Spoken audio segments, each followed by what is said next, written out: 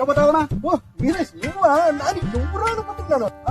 చెప్పు అన్నా ఏమైనా కొంచెం డబ్బులు చాలా అవసరం ఉంది, కొంచెం అరేంజ్ చేయనా ప్లీజ్ అన్న. అవునా? ఎందుకు? అన్నా అమ్మకి హాస్పిటల్ చూపించిన కూతురు ఫీజు కట్టాలన్నా భార్య డబ్బులు పడుతుంది, ఎట్లా తెచ్చిన డబ్బులు నాకు అరేంజ్ చేయనా ప్లీజ్ అన్న. ఏ నీ డబ్బు అంటే ఏంటి? ఏమన్నా నువ్వేమన్నా మాకు ఫైన్ అందరూ రేపిస్తారని తీసుకుంటున్నాను. ప్రామిస్ రేపే ఇచ్చేస్తాను. థ్యాంక్స్ వీరేష్. డబ్బులు వేయలేదన్నా, నన్ను మోసం చేద్దాం ఎట్లా చేసిన డబ్బు నాకేనా, అమ్మకి హాస్పిటల్ కూతురు ఫీజు కట్టాలన్నా నా భార్య డబ్బులు పడుతుంది, ఎట్లా చేసిన డబ్బు నాకేనా. ఓహో ఆ డబ్బా. ఆ డబ్బు గుర్తొచ్చిందన్న ప్లీజ్ అన్న, నా డబ్బు నాకేనా ప్లీజ్ అన్న. ఆ డబ్బు గురించి టెన్షన్ పడాల్సిన అవసరమే లేదు. నీకు ఆ డబ్బులు వడ్డీతో సహా ఇళ్ళకుంటే అప్పుడు నువ్వు కొంతకాలం ఉంటే వేచేస్తానంతే. దాన్ని ఒట్టి వద్దు ఏమన్నా అసలు అనా ఇంతవరకు నువ్వు ఒట్టి ఆశించింది చాలనా, నా అసలు చాలని నీ మొక్కతానన్నా ప్లీజ్ అన్న. అని విదేశ్ ఇప్పుడు నాకు నీకు ఇద్దామన్నా నా దగ్గర డబ్బులు లేవు విదేశ్.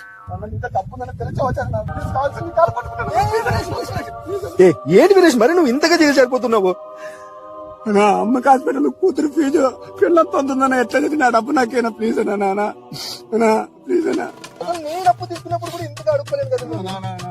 సరే సరే నువ్వు ఫస్ట్ కూల్గా ఫస్ట్ కూల్గా ఎంతైనా నువ్వు అడుక్కున్న విధానం నాకు బాగా నచ్చింది వీరేష్. అందుకోసమే నేను నీకు డబ్బులు ఇవ్వదు ఎత్తుతున్నది. సామాన్యంగా నేను ఎవరితోనైనా అప్పు తీసుకుంటే ఎవరికి డబ్బులు ఇవ్వలేని తెలుసా, కానీ నువ్వు అడుక్కున్న విధానం నాకు బాగా నచ్చింది కాబట్టి బట్ తీసుకో పండుగ చేస్తా.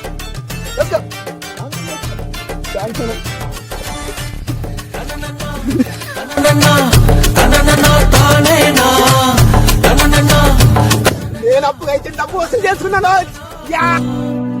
కానీ ప్రతి జనరేషన్ లోనూ ఆ కొత్త థాట్ ని ముందుకు తీసుకెళ్లేవాడు మాత్రం ఒక్కడే వస్తాడు. వాడిని టార్చ్ బేరర్ అంటారు.